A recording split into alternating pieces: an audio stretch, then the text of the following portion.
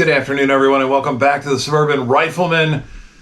Once again, I'm up at camp, not at the range, so we're not going to be doing any shooting today, but I brought a couple of very special rifles with me when I came up here to camp with the intention of taking a close look at them so that when we do go to the range and we do shoot them, which we certainly will do, I can spend more time going bang, bang, bang and less time going blah, blah, blah. Both of the rifles I brought along are ones with which I have a long family history and a long personal history. We already took a look at my Uncle George's Remington Model 788 in 6mm Remington, and today we're taking a look at my dad's hunting rifle. Really, it's been his primary hunting rifle for years. Obviously, my dad owns other rifles, but this is the one that I remember from when I was forever, basically. This was the first centerfire rifle I ever had firsthand knowledge of. It may have been the first centerfire rifle I ever shot, I'm not sure. But many of us who grew up around guns, who went hunting and shooting as kids, form our opinions about what makes for a good hunting rifle based on what our father used. What was our father's rifle? What was our grandfather's rifle? And my dad set an incredibly high bar for me, which I've probably never achieved. I've never owned a rifle as nice as this one. And of course, since you're watching this, you've already read the title of the video. This is my dad's Smith & Wesson Model A. Now, many of you, particularly younger folks, are going to mostly associate Smith & Wesson as having been a handgun manufacturer, and primarily that's what they've been. For many, many years, they were primarily known for their double-action revolvers, and more recently, they've made a huge name for themselves with their M&P series pistols. But over the years, at different times, they've made or at least sold rifles. Now, this rifle was not made by Smith & Wesson. The Model A, and I think there was also a Model B and a Model C, were imported by Smith & Wesson and made in Sweden by Husqvarna Vapenfabrik. Husqvarna Vapenfabriks AB. And this is a rifle of absolutely impeccable manufacture. Let me just show you that the rifle is clear, nothing in the magazine, nothing in the chamber, the bolt is open. This is just an absolutely beautiful rifle. When it comes to rifle manufacture, I don't know that much of anybody has done a better job than Husqvarna used to do in Sweden. I don't think Husqvarna makes rifles at all anymore. I think nowadays they mostly just make chainsaws and weed eaters and dirt bikes and a bunch of other things. I don't think they make any firearms at all anymore. But for many, many years they did make guns, and they made some of the very best. So the Smith & Wesson Model A was based on a Husqvarna model. Husqvarna model nomenclature is a very tangled web, which I have an extremely hard time making sense of. I believe this was based, or essentially is, a Husqvarna Model 1900. It's chambered in 30-06 because, of course, it's chambered in 30-06. Why would you spend as much money as this rifle cost to go hunting in North America and not buy a 30-06? There's nothing I could say about the 30-06 that you don't already know probably, or you couldn't find out from a million other sources. I have kind of a complicated relationship with the 30-06. I respect it a great deal. I have accepted for a very, very long time that it's probably the greatest and most flexible hunting cartridge ever made. But growing up here in the United States and primarily hunting medium game, everybody had a 30-06. Your cousin had a 30-06. His brother-in-law had a 30-06. His brother-in-law's father had a 30-06. Everyone had a 30-06. And of course, that's because the 30-06 is probably the best cartridge ever made. On the other hand, I am a weird person and I like weird stuff. And to me, the 30-06, it's just very difficult for me to get excited about a 30-06, but it's easy to get excited about a 30-06 when it's in a platform such as this. The Husqvarna Model 1900 or Smith & Wesson Model A is a modified Mauser action.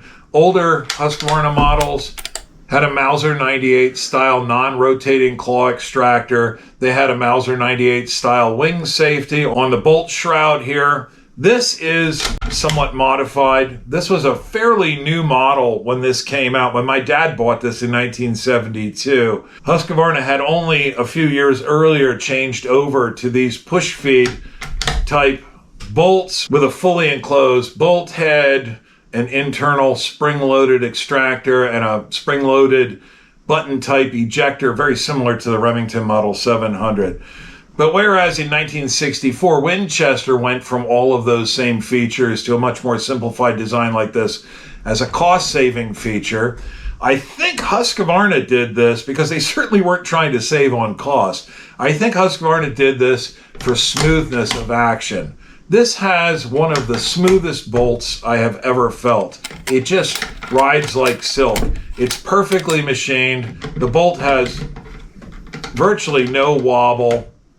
The inside of the raceway is very finely machined.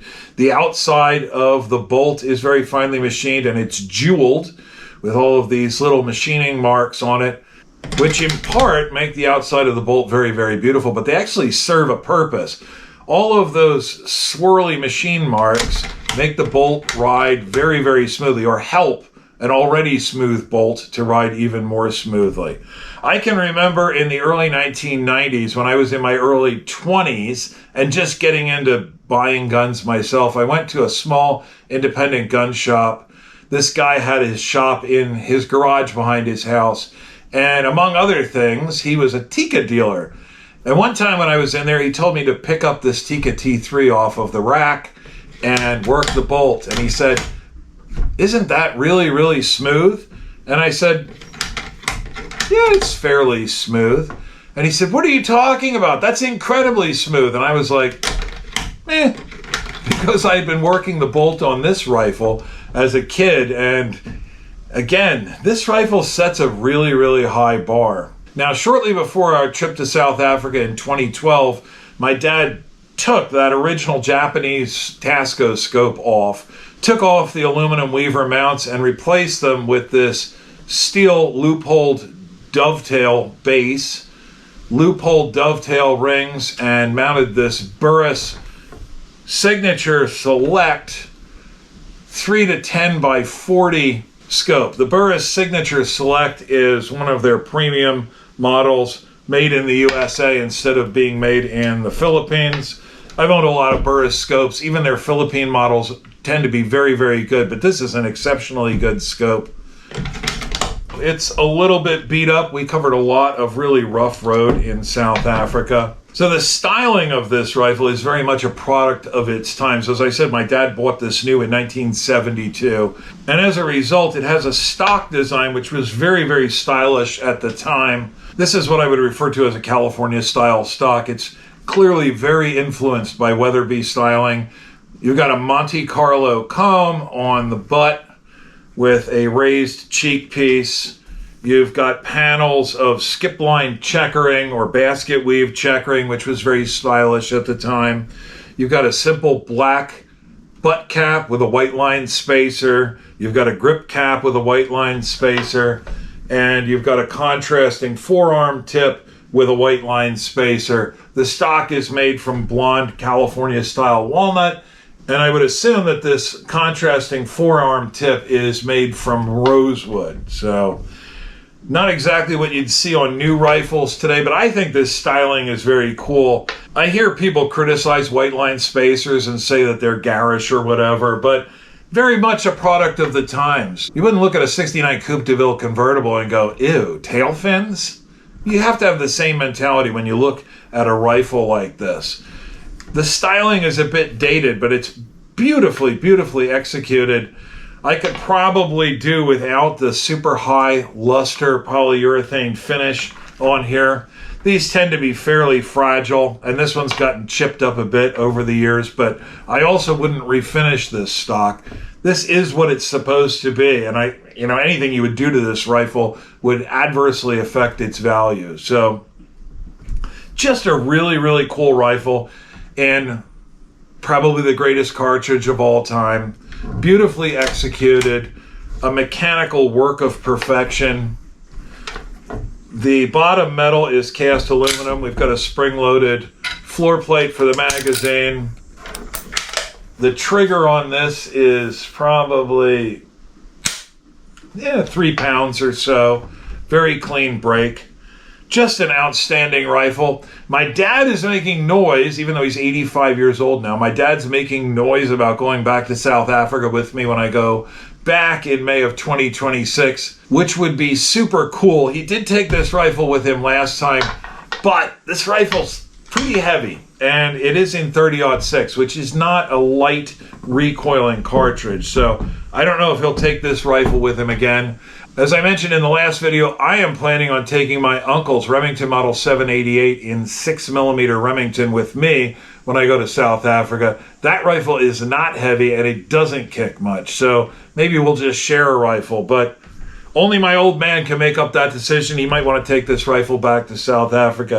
And it doesn't matter where you go with a rifle like this. You're never going to be upstaged by somebody else. This is just a rifle of absolutely impeccable quality. So I guess that's about all I have to say. We'll take another look at this when we go out to the range. And when I do that, I hope to see each of you then. Later, guys.